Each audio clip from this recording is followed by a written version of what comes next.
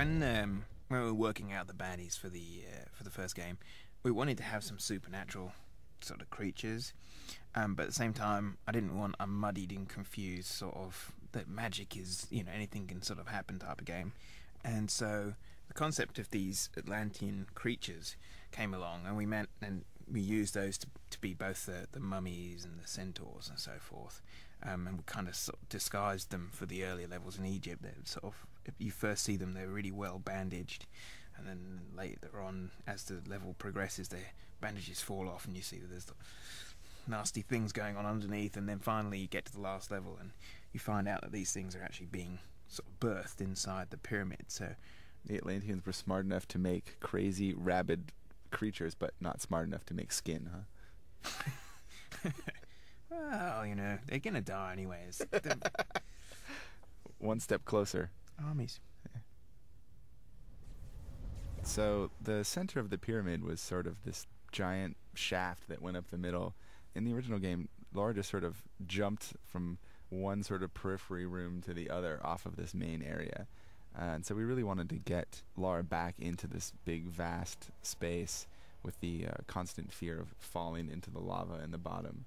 And so we sort of cut all of the side rooms off and ended up actually taking some of them and reordering the areas and putting them later in the level.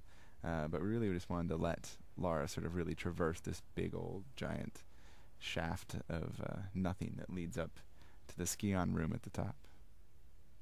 So we had this concept, well, in the original one, of Lara meeting her ultimate nemesis, a copy of her spawned by the pyramid under Natla's orders that did exactly what she did. And I remember it was the whole concept of the monsters from Tomb Raider 1 in the pyramid was that they had no skin on them, right? So I thought it was really bizarre. I really liked this character because the Doppelganger was a super skinny version of Lara, with so naked that she didn't even have skin on. And I wanted to have this sort of this real kind of repulsion, but at the same time caricatured her towards the manga sort of sense of what is attractive. So really big eyes and big cute big cute manga eyes and stuff like this.